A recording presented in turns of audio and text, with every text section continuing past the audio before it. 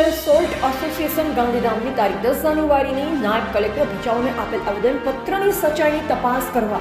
તથા કડોલ રણમાં ગેરકાયદેસર રીતે ચાલતા કારખાના ઉપર લેન્ડ ગ્રેબિંગ એક્ટ હેઠળ ફરિયાદ દાખલ કરવા ભીમા કોરેગાંવ સેના દ્વારા આવેદનપત્ર આપવામાં આવ્યું। ભચાઉ તાલુકાના નેર અમરસર ગામના ખેડૂતો પરિવારો સાથે નાયબ કલેક્ટર શ્રી ભચાઉ કચેરી ખાતે તારીખ 9 જાન્યુઆરી 2025ના ઉપવાસ આંદોલન પર ઉતરેલા।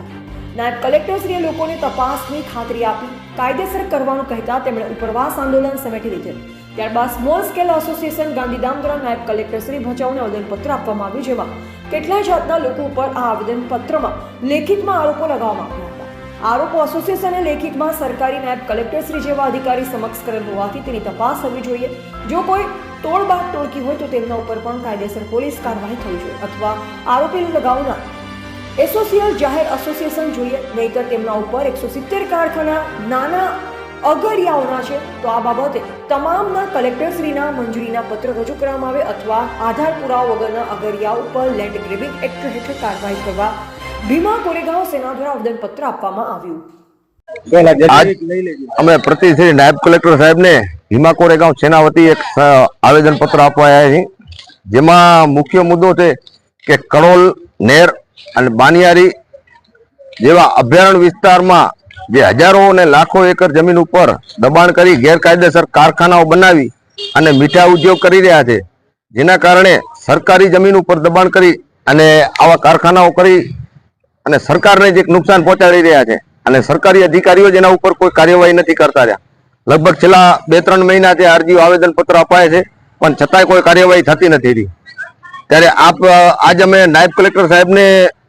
મૌખિક તેમજ લેખિત આવેદનપત્ર આપ્યું છે અને મૌખિક રજૂઆત કરી છે કે આટલી અરજીઓ આપવા છતાં કોઈ કાર્યવાહી કેમ નથી થતી। એક નાનો ખેડૂત કોઈ 2 એકર જમીન ઉપર પણ ખેડવા પોતાનો રોજગાર હલાવવા માટે દબાણ કરે છે તો સરકાર એના ઉપર લેન્ડ ગ્રાફિંગ જેવી ફરિયાદ દાખલ કરે છે અને લાખો એકર ઉપર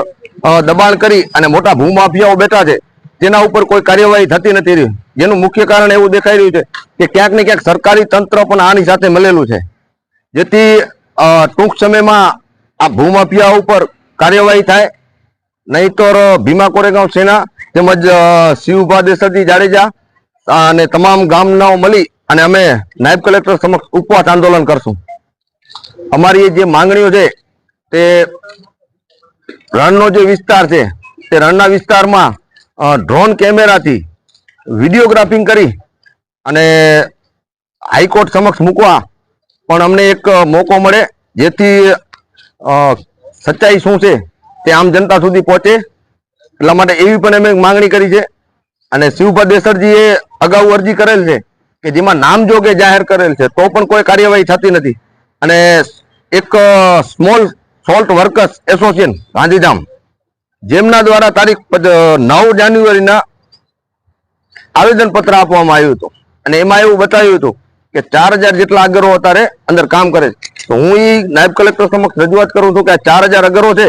તો એમના પાસે કોઈ મીઠાના અગરના કારખાનાના લાયસન્સ હોય કે કાગળિયા હોય તો એ પણ નાયબ કલેક્ટર સમક્ષ રજૂ કરે, નહીતર આ જે આવેદનપત્રમાં જેમની સહી છે સ્મોલ સોલ્ટ વર્કર્સના એસોસિએશનની એમના ઉપર લેન્ડ ગ્રાફિંગ દાખલ થાય એવી અમારી માંગ છે। જય ભીમ, જય ભીમા કોરેગાંવ સેના।